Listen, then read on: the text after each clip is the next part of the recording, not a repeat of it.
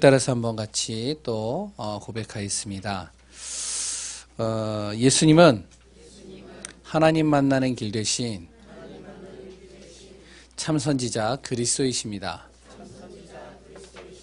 예수님은 죄와 저주에서 해방하신 참 제사장 그리스도이십니다.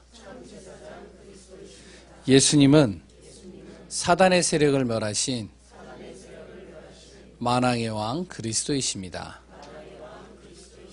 예수 그리스도는 우리 마음속에 영원히 함께 계십니다. 아멘. 오늘 고백한 모든 분들 하나님이 내 안에 계시고 분명히 하나님의 자녀요, 하나님께서 나의 모든 인생을 인도해 가십니다. 믿으시죠? 지난주에 장례식을 이제 하고 이제 오면서 장로님하고 지사님하고 이렇게 권사님하고 이야기하는 걸 잠깐 들었습니다. 참 그 장례식장에 그 권사님의 남편 잘생겼다고. 그랬더니 이제 제가 이제 한마디 했어요. 저도 예전에 잘생겼습니다. 아무도 대답을 안 해요. 그래가지고 옛날 사진을 갖다 보여드릴까. 참 머리가 좀 그래서 그렇지. 인물은 괜찮은 인물입니다. 제가 왜 이야기를 먼저 하냐면 어제 좀 충격적인 이야기를 들었어요. 그 충격이 가시지 않아가지고 계속 내 머리를 스치는 거예요. 그래가지고 있다가 그래 결단했어. 그러고서 이제 난 하나님의 자녀야. 그래서 이제 넘어갔는데 아직까지도 그 충격이 제 머릿속을 지나가고 있습니다. 그게 뭐냐면 제 딸이 이제 좀 약간 뭔가 문제가 있어서 병원을 갔어요. 그래서 병원에서 치료를 받고 거기서 있는데 옆에 이제 아기를 두 명의 아기를 둔 이제 아기 엄마하고 남편이 앉아 있는 거예요. 그 옆에 제가 앉아 있었거든요. 그 아이가 한 4살 정도 된 것 같은데 제 이렇게 옷을 발로 이렇게 이제 친 거예요. 그러니까 이제 치니까 이제 엄마로서는 이제 아이한테 이제 한마디를 해야 되잖아요. 그러지 말라고 옆에 분이 이제 피해를 입는다고. 근데 그 말이 저한테 충격이었어요. 뭐라고 그랬냐면 이렇게 얘기를 했습니다. 얘야, 조심해. 할아버지 다친다. 그래가지고 제가요, 그 말을 듣고 딱 눈을 바로 뜨면서 저 할아버지 아닌데요. 그랬더니 그분이 죄송합니다도 안 해요. 그냥 웃어요. 웃고 그냥 가요. 아니 내가 그렇게 할아버지 같이 보이나. 그래가지고 제가 좀 그게 충격이 돼가지고 가시질 않는 거예요. 그래서 제 아내한테 그런 거예요. 할아버지랑 살아서 좀 미안해. 참. 그러면서 이제 제 마음에 무슨 마음이 들었냐면 그래도 뭐 괜찮다. 왜 난 하나님의 자녀야. 난 전도자야. 그래도 충격이 안 가져요. 그래도 우리는 하나님의 자녀입니다. 아멘이시죠? 예. 뿐만 아니라 우리는요, 하나님의 자녀인가 동시에 우리는 전도자로 하나님 부르셨습니다. 이 부분도 아멘이실 겁니다. 그럼 어떤 전도자일까요? 할아버지다 뭐다 그걸 다 떠나서 난 분명히 하나님이 전도자로 부르셨다면 어떤 전도자일까요? 그 첫 번째가요, 빛을 전하는 전도자입니다. 빛을 비추는 전도자예요. 어떤 빛일까요? 그리스도의 빛입니다. 이 빛을 내 자신과 가정과 현장에 비추게 하고자 하는 하나님께서 빛으로 부르신 전도자라는 사실입니다. 이 사실을 꼭 마음에 두시기 바랍니다. 나는 누구라고요? 전도자예요. 어떤 전도자요? 빛을 비추는 전도자. 두 번째는요, 바로 영적 파수꾼 역할을 하는 전도자입니다. 나는 영적인 파수꾼의 역할을 하는 전도자예요. 우리가 비록 연약하고 부족할지라도 하나님은 나를 구원한 이 순간부터 나를 영적 파수꾼으로 부르셨어요. 위험으로부터 지키는 것이 바로 파수꾼이죠. 그리고 보호하는 게 파수꾼입니다. 그 역할을 할 수 있는 전도자로 나를 부르셨다는 거예요.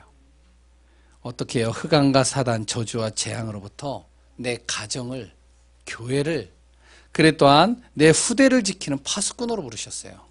그러니까 여기 계시는 분들 한 분 한 분들이요, 너무 소중한 분들이에요. 왜? 교회를 지키는 파수꾼으로 부르신 겁니다.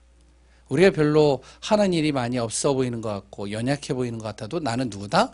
교회를 지키는 파수꾼이다. 그냥 파수꾼이 아니라 영적 파수꾼이다. 내 가정을 지키는 영적 파수꾼이다. 내 후대를 지키는 영적 파수꾼이다. 예, 꼭 기억하시기 바랍니다.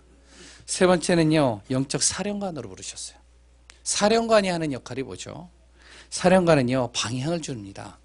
그리고요, 답을 주고요, 힘도 주고요, 바른 길로 인도하는 게 사령관이에요.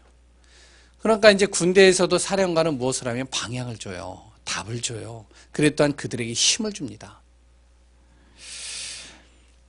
우리는 바로 하나님께서 우리를 영적 사령관으로 부르셨다는 거예요. 나를 통해서 나를 만나는 사람들에게 답을 주고, 그래 또한 방향 주고, 힘 주고, 그래 또한 그들을 바른 길로 지도하고 인도하는 영적 사령관입니다.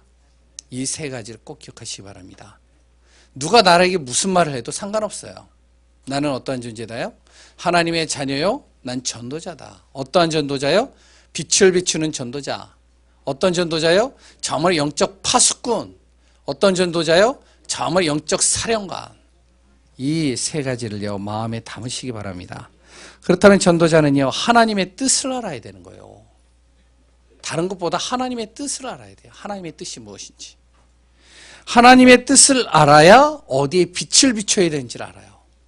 하나님의 뜻을 알아야 내가 어떤 파수꾼과 영적 사령관으로 서야 될지를 아는 겁니다. 그럼 어떻게 하나님의 뜻을 알 수 있을까요? 이 질문에 앞서 먼저 사람이 하나님의 뜻을 알 수 있을까요? 우리가 하나님의 뜻을 알 수 있을까요? 몰라요, 그거는 절대 모릅니다. 하나님의 뜻을 우리가 알 수가 없어요. 우리가 어떻게 무한하신 하나님의 뜻을 알 수 있겠어요? 나의 짧은 머리를 가지고 어떻게 그 무한한 능력을 가지신 모든 것을 아시는 그 하나님의 그 뜻을 알 수 있겠어요? 현재만 보는 내가 과거, 현재, 미래를 보시는 하나님을 내가 어떻게 할 수 있겠어요? 알 수 없습니다. 사람의 머리와 경험으로는 도저히 하나님의 뜻을 알 수 없어요. 그런데 알 수 있는 방법이 하나 있어요. 그 방법이 뭔지 아세요? 하나님께서 알려주시면 가능한 겁니다. 이걸 신학적인 용어로 계시라고 그러는 거예요. 하나님이 알려주시면 내가 알 수 있는 거예요. 그러면 말을 바꿔서요, 누구에게 하나님의 뜻을 알려주실까요? 어떤 사람에게요? 하나님의 뜻을 알려주실까요? 첫 번째는요, 중심을 하나님께 두는 사람이에요. 중심을 사람에게 두는 게 아니라 중심을 하나님께 두는 사람에게 하나님의 뜻을 알리셔요. 많은 사람들이 있겠지만 그 중에 한 사람을 얘기를 하겠습니다. 잘 아는 다윗입니다. 다윗의 중심에는요, 항상 하나님이 있었어요. 그렇기 때문에 사무엘이라는 영적인 지도자가 이새의 집, 바로 다윗의 아버지의 집에 방문을 합니다. 그래서 다윗에게, 이새에게 그러죠. 너의 자녀들을 다 불러 모아라. 그래서 하나님의 뜻을 알리겠다. 그러니까 이제 그 자녀들을 쭉 모아놨죠. 8명의 자녀들 중에 7명이 모이고요. 막내는 어디로요? 목동하는 일로 보낸 겁니다. 왜 막내니까. 무슨 막내가 쓰임 받을까. 근데 그 막내 이 다윗이요, 그것을 순순히 받아들이고 간 거예요. 나 같으면 안 갈 것 같아요. 욕심이 있어서. 그 자리에서 뭔가 나도 그 영적인 지도자의 말을 듣고 싶을 거예요. 근데 다윗은요, 목동일을 하러 간 거예요. 왜? 해야 되니까. 누군가는 해야 되니까. 근데 그 목동일을 하면서 그냥 하는 게 아닙니다. 다윗은요, 무엇을 하냐면 거기서요, 하나님을 찬양하고요. 거기서 하나님을 향한 시도 짓고요. 거기서 기도도 하고요. 그 외로운 시간 속에서 하나님을 바라보는 거예요. 그 중심을 누가 알았다고요? 하나님이 알았어요. 그래서 하나님께서는 사무엘에게 뭐라 그러죠? 첫 번째부터 7째의 모든 자녀들 다 제끼고 한 명, 바로 그 한 명을 찾는 거예요. 그래서 그 한 명을 불러서 다윗을 불러서요. 그에게 하나님의 뜻을 전달하죠. 무슨 뜻이요? 왕을 세우겠다.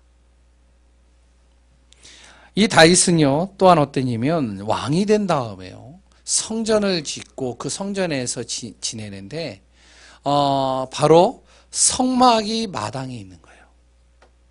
블레셋에게 뺏긴 그 성막이 이제는 다른 집에 있는 것을 이제 성전으로 옮겨왔죠. 그게 마당에 있는 겁니다. 마음이 아픈 거예요. 하나님이 계시는 성막은 마당에 있는데 나는 이 편안한 집에서 머물고 있구나.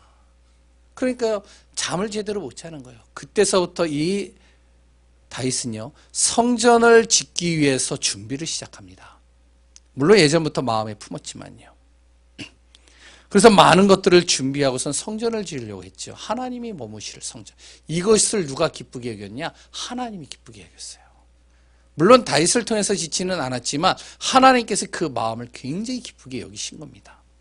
그래서 다윗은요, 하나님과 합한 사람이라고 얘기를 해요.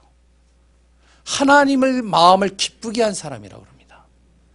하나님께서 하나님의 뜻을 다윗에게요, 알리지 않을 수가 없는 거예요. 왜? 그 중심을 아니까요.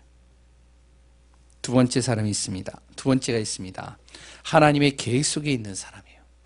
이 계획 속에 있는 사람에게 하나님의 뜻을 알리십니다. 그 대표적인 몇 사람을 얘기를 했습니다. 아브라함입니다. 아브라함을 향한 하나님의 계획은요, 다른 게 아니었어요. 아브라함 보고요, 메시아가 올 땅 가나안 땅에 머물라. 이게 바로 하나님의 계획이었어요.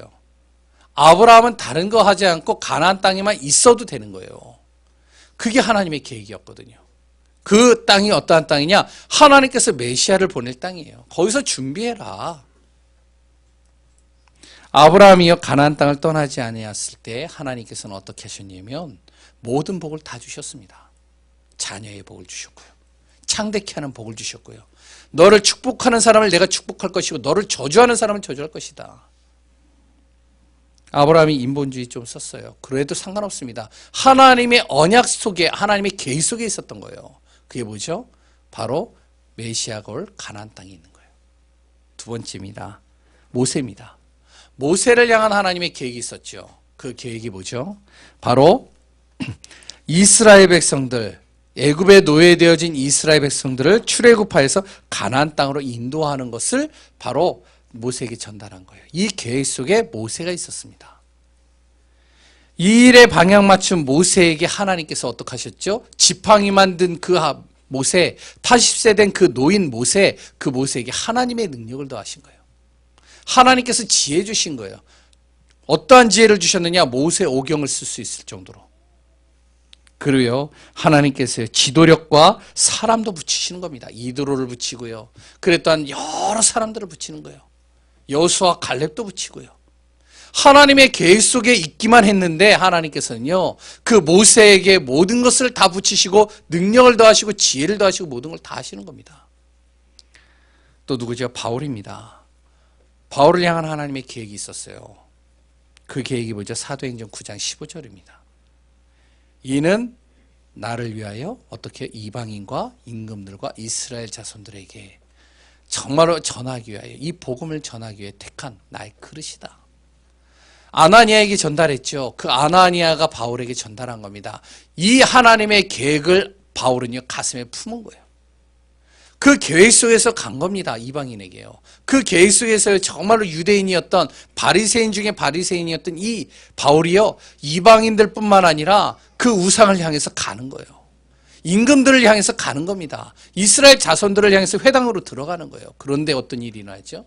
하나님께서요, 바울이 가는 곳마다 기적을 일으키시는 거예요. 귀신이 떠나가고요, 질병이 치유가 되고요, 정말로 모든 역사들을 일으키시는 겁니다. 심지어는 우리가 잘 알고 있듯이 아까 주일학교 메시지에서도 했지만 정말로 유라굴로 강풍을 만났을 때도 그 바울의 정말로 하나님의 계획을 잡은 그 바울을 때문에 그 유라굴로 강풍 속에서 정말로 흔들리는 그 배에 있는 모든 사람들을 바울의 손에 붙여버린 거예요. 그리고 독사에 물려도 하나님 죽지 않게 하신 거예요. 왜? 그 계획 속에 있기 때문에. 죽을 수가 없는 거예요. 왜? 로마 황제에게, 임금에게 복음 전해야 되거든요. 하나님께서는요, 바울의 생명을 가는 곳마다 붙들어 주시고요. 생명운동과 제자를 계속 붙이시는 겁니다. 로마서 16장 인물 하나님 계속 붙이시는 거 계획 속에 있으니까요. 우리를 향한 하나님의 계획이 있습니다. 바로 지역 후대 세계복음화이죠. 잘 알고 있는 내용이죠. 이따가도 같이 또 나누겠지만요. 여기에 방향 맞춘 우리 자신, 우리 자신에게 하나님께서는 필요를 채우시는 겁니다. 우리가 열심히 뛰어다녀서 정말로 경제를, 우리가 열심히 노력해서 우리의 건강을, 우리가 정말로 잘 키우려고 애를 쓰는 그 자녀들을 하나님께서요, 그 모든 것을 다 하나님께서 이끌어 가시는 거예요. 왜? 하나님의 계획 속에만 있는데. 그러므로 하나님의 계획 속에 있으면 되는 겁니다. 이 안에서, 계획 속에서 내가 좀 실수할 수도 있어요. 인본주의 있을 수도 있어요. 여러 가지 부족한 부분들이 있을 수 있습니다. 하나님께서는요, 상관없다는 거예요. 이 계획 속에 있는 사람을 통해서 하나님의 뜻을 알게 하시고요. 하나님의 뜻을 이루어 가시는 겁니다. 이걸 진짜 믿으셔야 됩니다. 세 번째는 뭐죠? 말씀 따라가는 사람입니다. 하나님의 언약의 말씀 따라가는 사람이 하나님의 뜻을 알게 하셔요. 하나님의 언약의 말씀을 전해주고요. 말씀 따라가는 사람을 통해서 하나님의 뜻을 이루어 가시는 것이죠. 예로 여러 사람들을 들겠지만 뭐 다 알고 있어서 제가 이제 생략하겠습니다. 우리는요, 열매와 결과에 많은 비중을 두죠. 무엇을 하든지 간에 우리는 열매를 봅니다. 결과를 보죠. 그러나 하나님은요, 우리의 중심을 보시는 거예요. 하나님은 내가 하나님의 계획 속에 있느냐 없느냐를 보셔요. 하나님이 내가 말씀 따라가고 있느냐 안 따라가고 있느냐 이걸 보시는 겁니다. 그 사람에게 하나님의 뜻을 알려주시고요. 하나님이 인도해 가십니다. 그 대표적인 사람이 오늘 본문에 나오는 아브라함입니다. 그래서 하나님은 오늘 여기 17절에 보면 이런 말이 있죠. 여호와께서 이르시되 내가 하려는 것을 아브라함에게 숨기겠느냐. 숨기지 않겠다는 거예요. 하나님이 하시고자 하는 것들을. 바로 하나님은 아브라함에게 하나님의 뜻을 숨기지 않겠다는 겁니다. 오늘 본문에 보면요. 1절부터 쭉 보면요. 하나님이 보낸 천사들을 아브라함이 정성껏 대접하는 장면들이 나옵니다. 초반에요. 하나님은 아브라함의 행위 때문에 하나님의 뜻을 숨기지 않고 아브라함에게 알려주신 게 아니에요. 이 아브라함이 어떻게 했죠? 바로 마므레 상수리 숲을 항상 아브라함이 기도하고 예배드리는 그 장소에 3명의 사람이 오고 있는 거예요. 그 3명의 사람들을 유심히 보니까요. 그냥 사람들이 아니, 보통 사람들이 아닌 거예요. 이건 뭔가 다른 거예요. 천사같이 보이는 거예요. 그러니까 이 아브라함이 조금 다르게 보인 거죠. 근데 봤더니 이 사람들이 하나님이 보내신 사람이라는 것을 느끼는 거예요.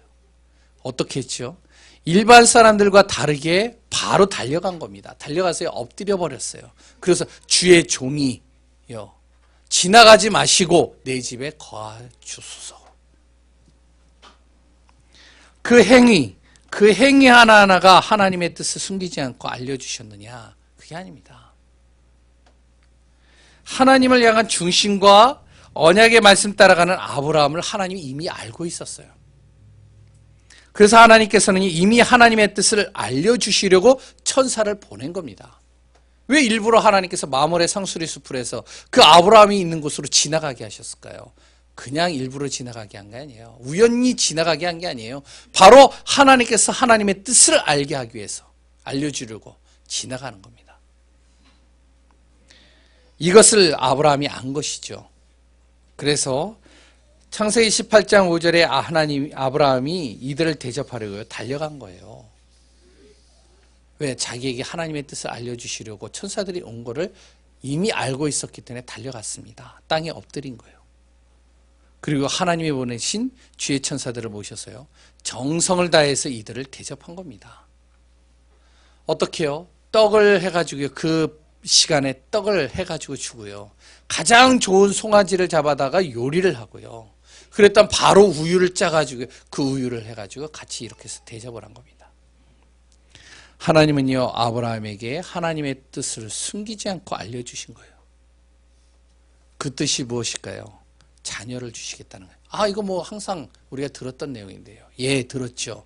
그 들었던 것들이 음성으로 들었던 그것을 하나님께서는 직접적으로 천사를 보내서 알려주시는 겁니다. 다시. 아브라함이 가나안 땅을 떠날 때부터 하나님께서는요, 자녀를 주시겠다라고 말씀하셨어요. 이 자녀는 그냥 자녀가 아닙니다. 어떠한 자녀냐? 믿음의 자녀인 거예요. 하나님은 믿음의 자녀를 주시기를 원한 거예요. 근데 중요한 건 뭐냐면 아브라함의 나이가 그때 75세였어요. 아브라함이 어떻게 했죠? 믿음의 자녀 그거는 전혀 생각을 안 하고 어떤 생각을 하냐면요. 아브라함이 75세 나이가에 어떻게 아이를 가질 수 있을까? 못 가질 거야. 그래서 인본주의 쓴 겁니다. 인본주의로 자녀를 삼으려고 그런 거예요. 하나님이 아니라는 거예요. 그 자녀는. 또 아브라함이요. 또 어떻게 하나님을 믿지 못하는 아브라함이 불신앙으로 또 자녀를 가지려고 그랬어요. 그게 누구죠? 하갈입니다. 그때 나이가 80 몇 세였어요. 별로 얼마 안 됐어요.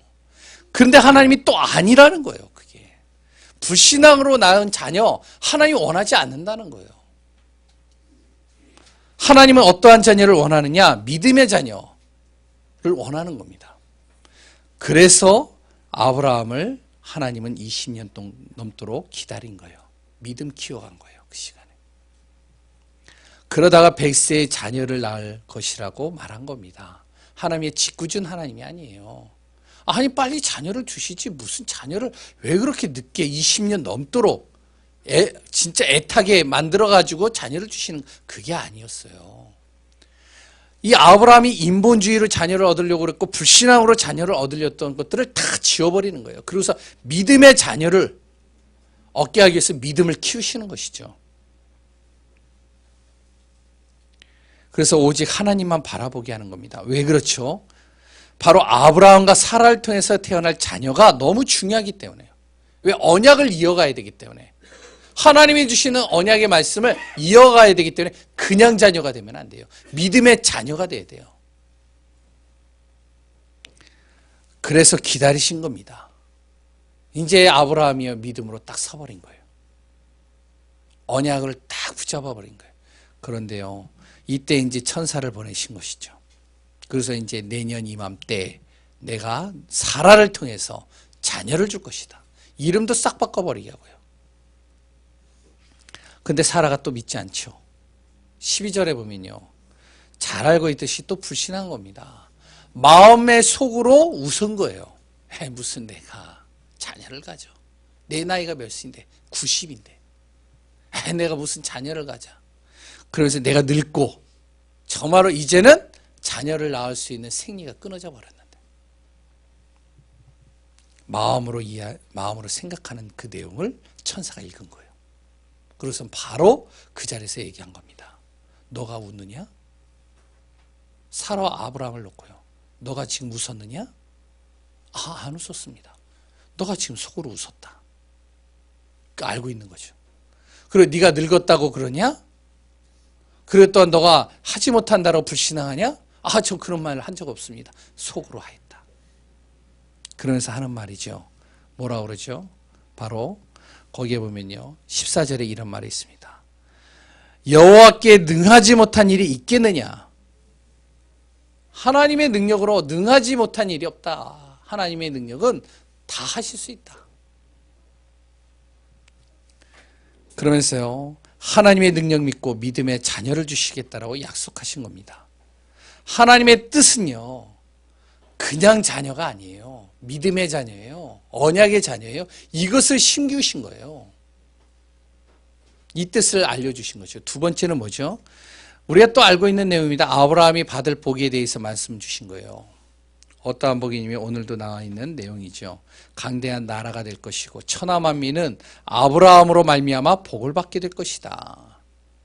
이것을 또 전달하는 거예요. 그런데 이것을 왜 복을 주시겠느냐? 그 이유가 있다. 너의 성품과 행위가 아니다. 너 지금까지 행위를 볼 때 너의 성품을 볼 때는 도저히 이 복을 받을 수 없는 성품이고 행위였다. 그런데 바로 아브라함이 하나님의 언약에 순종했기에 아까 얘기했죠. 가나안 땅에 정말 메시아가 올 가나안 땅에 머무는 거예요. 그러기 때문에 어떡하냐. 거기서 준비하고 있었기 때문에 하나님은 아브라함의 모든 삶을 책임질 뿐만 아니라 복을 주시겠다는 겁니다. 어떤 복이요? 너를 축복하는 자를 내가 축복할 것이고 너를 저주하는 자를 내가 저주할 것이며 너를 창대케 할 것이다. 어떻게 모래에 그 바다의 모래와 같이 하늘의 별과 같이. 실수도 하고 자신의 기준으로 판단하고 행동했던 아브라함. 그래도 아브라함은 언약 안에 있었기 때문에 하나님은 아브라함을 인도하시고 복 주시겠다라고 약속한 겁니다. 그랬더니 절대 기억하라는 것이죠. 언약 안에 있기 때문에 내가 너를 복 주시는 거다. 이걸 꼭 전달하는 거예요. 우리의 행위가 아닙니다. 우리의 행위는요 50보 100보예요. 누구나 똑같이요 죄인입니다. 그게 조금 크고 작을 뿐이지 다 똑같은 죄인이에요. 그 죄를 피해갈 수 있는 사람은 없습니다. 그 행위를 가지고는 구원받을 수 없는 거예요. 사람은요. 그래서 이걸 심기우는 것이죠. 세 번째는요. 그러면서 한 가지 더 얘기를 합니다. 하나님은 아브라함에게 또 하나를 얘기를 해줘요. 그게 전혀 모르는 내용을 합니다. 소돔과 고모라에 대한 멸망에 대해서 말씀해 주시는 거예요. 소돔과 고모라를 멸망시킬 것이다. 이 소돔과 고모라에 정말로 조카 누가 있다고요? 롯이 있었습니다. 아브라함이 조카 롯에 대해 품고 있는 마음을 하나님이 아시고 있어요. 그럴 때는 앞으로 일어날 일을 바로 이 아브라함에게 이야기를 하는 것이죠. 조카 롯이 없었으면요 알릴 필요가 없어요. 가서 그냥 멸망시키면 돼요. 그런데 하나님께서 조카 롯이 있는 걸 알고 아브라함이 항상 마음에 두고 있는 그 조카 롯이 소돔 고모라에 있는 것을 알고 바로 이 세 천사를 보내서 알리시는 겁니다. 이 사실을 안 아브라함이 어떻게 되어졌느냐. 바로 이 멸망을 막을 수 있는 분은 하나님밖에 없다. 그럴 때 하나님을 믿기에 하나님께 간절히 기도한 겁니다. 그게 이제 그 다음에 하반절에 나오는 내용이에요. 이미 멸망하지도 않았는데 그런데 아브라함이 이 사실을 믿고 기도 시작하는 거예요. 하나님, 의인 50이 있으면 멸망하겠습니까? 의인 45명, 40명, 30명, 20명, 10명 설마 10명이 없을까? 그 기도를 하는데요. 하나님께서는요. 그 기도를 다 들어주셨어요. 그런데요. 그 소돔 고모라 다음 주에 이제 우리가 같이 볼 내용이지만 그 소돔 고모라에 의인 10명이 없었어요. 결국에는 하나님께서는 소돔과 고모라를 멸망시키려고 했죠. 그런데 그 멸망시키는 과정이 참 놀랍습니다. 하나님께서는 아브라함의 그 기도를 알고 그 마음을 알기에 그 롯과 롯의 가족을 빼내는 거예요. 하나님께서는요, 우리의 기도를 들어주실 뿐만 아니라 하나님의 뜻을 알리시고 하나님은 그 모든 것을 주님의 손 안에서 인도해 가십니다. 마찬가지로 우리도 마찬가지입니다. 아까도 똑같이 얘기를 했죠. 중심을 하나님께 둬야 돼요. 그래 또한 하나님의 계획 속에 있어야 됩니다. 우리는요, 말씀 따라가야 됩니다. 다른 것 따라가지 마세요. 말씀 따라가야 돼요. 사람 따라가지 마세요. 말씀 따라가야 돼요. 반드시 하나님의 뜻을 알려주시고 그 뜻을 우리를 통해서 이루어 가십니다. 믿으시기 바랍니다. 지금 여러 가지 경제가 얼어붙었어요. 여러 가지 힘든 시간들을 겪고 있어요. 많은 분들이 힘들어해요. 우리 교회도 여러 가지 타격들을 입는 분들이 있어요. 우리는 무엇을 따라간다고요? 말씀 따라가는 거예요. 하나님의 계획 속에 있으면 돼요. 우리는 중심을 하나님께 둬버리면 됩니다. 그러면 하나님은요, 우리를 통해 이 시대에 어떤 하나님의 뜻을 이루시기 원하실까요? 다 알고 있듯이요, 세계복음화입니다. 이것을 정말로 이 하나님의 뜻을 내 마음에 품어야 돼요. 철학자 중에 이런 철학자가 있죠. 스피노자라는 철학자가 있죠. 그 철학자가 한 말 중에 잘 알고 있는 내용이 하나 있습니다. 뭐냐면 내일 지구가 멸망할지라도 나는 한 그루의 사과나무를 심을 것이다. 이게 이제 철학자가 한 내용이에요. 말을 바꿔서 얘기를 하겠습니다. 우리는요, 내일 하나님께서 나를 천국으로 불러가신다 할지라도 나는 세계복음화를 위해 기도하고 나의 삶의 방향을 맞추기를 하나님은 원하십니다. 내일 나를 천국으로 데려간다 할지라도 나는 지금 이 시간 어떻게 해요? 세계복음화를 위해서 기도하고 여기에 난 방향 맞춘다. 아멘이신가요? 예. 세계복음화가 하나님의 뜻이기에 세계복음화할 제자를 세우고 찾는 것이 또한 하나님의 뜻입니다. 하나님 세계복음화하기 위해서 제자를 찾고 계셔요. 그 제자를 찾기 위해서 하나님 우리 교회에 복음을 주신 겁니다. 우리가 진짜 해야 될 게 뭔지 아세요? 제자 찾는 거예요. 어떤 제자예요? 지역 살릴 제자, 후대 살릴 제자, 미래를 살릴 제자, 모든 기업과 직업과 현장 속에 정말로 그 현장을 살릴 수 있는 제자 찾는 겁니다. 그 제자가 또한 내가 돼야 되고요. 그래서 복음이 후대와 현장에 전달되어 하나님은 제자가 일어나기를 원하시고요. 이 제자를 통해서 모든 것 살리기 원하십니다. 어떤 것을 살리기로 하느냐? 우리의 현장과 후대와 교회 살리는 것입니다. 이게 하나님의 뜻이에요. 이것은 우리 교회의 방향이기도 하죠. 그래서 올해의 방향이 뭐라고요? 바로 예배가 살아나고, 그러니까 교회가 살아나고, 두 번째 현장이 살아나고, 세 번째 렘넌트 후대가 살아나는 교회. 이 뜻을 이뤄가는 예강교회가 되어지기를 소원합니다. 결론입니다. 간단하게 보겠습니다. 하나님의 뜻 안에 있는 사람은 가정에 대해서 오해하지 말아야 돼요. 하나님의 뜻 안에 있는 사람은요. 가정은 하나님이 주신 겁니다. 가정은요, 우리 하나님을 믿는 사람에게는요, 발판이 되는 곳이에요. 믿음의 발판, 언약을 이루는 발판이 되는 곳입니다. 그래서 하나님이 그 가정을 나에게 주신 거예요. 두 번째요, 교회에서 속지 마시기 바랍니다. 교회는요, 훌륭한 사람들이 모이는 게 교회가 아니에요. 교회는요, 바르게 생활하는 사람들이 모이는 게 교회가 아닙니다. 교회는요, 하나님의 사람이 모이는 곳이에요. 그렇게 교회 안에서 자랑할 것도 없고요. 못한다고 열등의식 속에 빠질 필요도 없습니다. 교회는 하나님의 사람들이 모여 믿음의 가정 공동체를 만드는 곳이에요. 믿음의 가정 공동체입니다. 우리 부모의 뱃속에서 태어나야지만 가정의 공동체가 아니라 하나님께서 우리를 다시 새롭게 태어나게 하셨어요. 그 사람들을 교회로 불러 모으신 겁니다. 그래서 우리는 믿음의 가정 공동체예요. 그러니까 속지 말아야 돼요. 교회에 와서.